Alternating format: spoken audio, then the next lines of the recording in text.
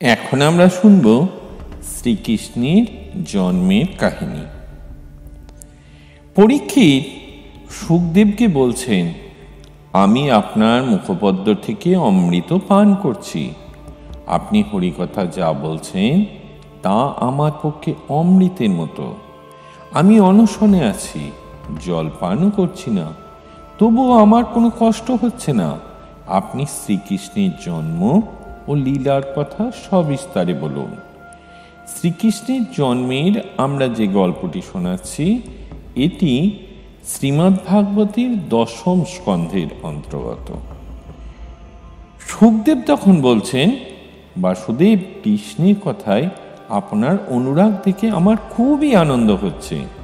তাছাড়া কৃষ্ণ কথা যে বলে তারও তো মহালাভ। গঙ্গা বাড়ি যেমন সকলকে পবিত্র করে, তেমনি বসুদেব কথা যে বলে সেও পবিত্র হয়। কৃষ্ণ কথার বক্তা, শ্রোতা, প্রশ্নকর্তা সকলকেই শুদ্ধ করে। পৃথিবী একদিন গাভী রূপ ধারণ করে ব্রহ্মার কাছে তার দুঃখের কথা জানালেন। হিংসায় উন্মত্ত শত শত নৃপতি এবং তাদের দানব সৈন্যকুলের ভারে আমি ভারাক্রান্ত। আমি আর পারছি না, আপনি এর প্রতিবিধান করুন। পৃথিবীর এই করুণ ক্রন্দন শুনে ব্রহ্মা সমাধিযোগে পরম পুরুষের শরণাপন্ন হন। পরম পুরুষ হলেন শ্রী শ্রী কৃষ্ণ।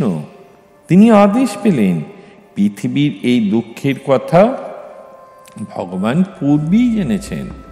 তিনি সত্বর অবতীর্ণ হবেন এবং বসুদেবের ভবনে জন্ম নেবেন।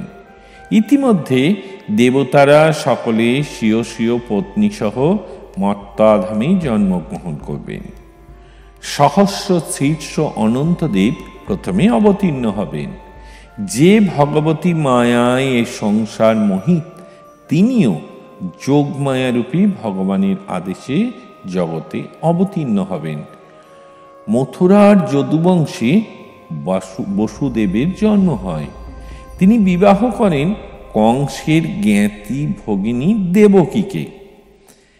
বিবাহের পরে বহুবিধ উপহার নিয়ে ভগিনী দেবকী সহ কংসই রথ চালাচ্ছেন ভগিনীকে শ্বশুর বাড়ির উদ্দেশ্যে নিয়ে যাওয়ার জন্য। এমন সময় দৈববাণী হলো, তুমি যাকে রথে নিয়ে চলেছ সেই দেবকীর 8ম গর্ভের সন্তান তোমাকে ধ্বংস করবে। কংস তখনই খড়গ নিয়ে দেবকীকে বধ করতে উদ্যত হল।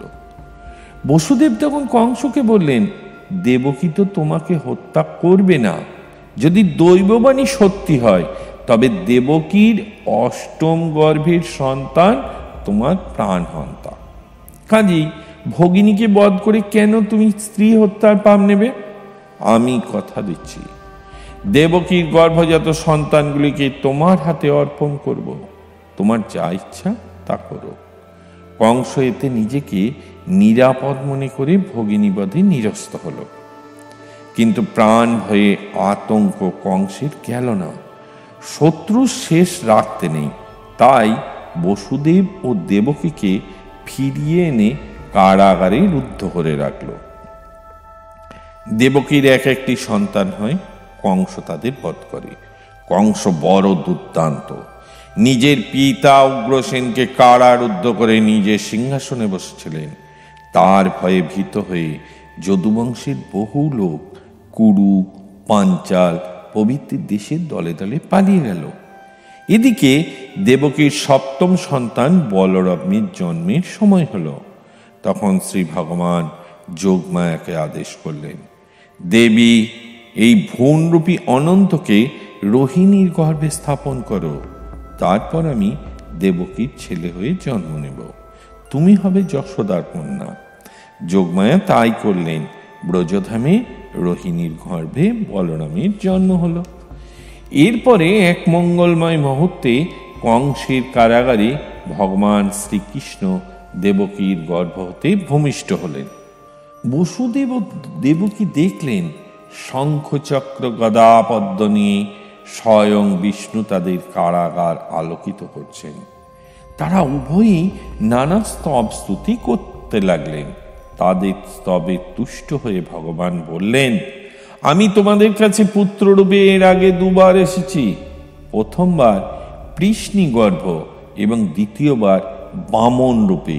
তোমরা ব্রহ্মভাবে হোক বা পুত্রভাবে হোক, একমাত্র আমার চিন্তা করলেই পরম গতি প্রাপ্ত হবে। এই বলে তিনি সাধারণ মানব শিশুর রূপ ধারণ করলেন। মানুষের রূপ ধারণ করে ধরাধামে ভগবান অবতীর্ণ হলেন, কিন্তু তিনি শিশু। তাকে রক্ষা করার জন্য পিতা বসুদেব দেবতাদের আদেশে তাকে নিয়ে চললেন ব্রজধামে। প্রচণ্ড বৃষ্টি সত্ত্বেও যমুনা নদী পার হলেন। অনন্তনাগ ছাতার মতো রক্ষা করতে লাগলো শিশুকে। এদিকে ব্রজধামে নন্দরাজার কন্যারূপে যশোদার কোল আলো করে জন্মেছেন যোগমায়া। যশোদা ঘুমে অচৈতন্য। তার কোলে পুত্রকে রেখে বসুদেব কন্যা যোগমায়াকে নিয়ে এলেন এবং ফিরে এসে কারাগারের মধ্যে দেবকীর কোলে স্থাপন করলেন। মহামায়ার এমন মায়া কেউই একথা জানতে পারল না। দ্বাররক্ষীরা প্রবল ঘুমে অচৈতন্য ছিল। হঠাৎ যেন তাদের ঘুম ভাঙল। বসুদেব ফেরার পর শিশুর কান্না শুনে রক্ষীরা কংসকে খবর দিল।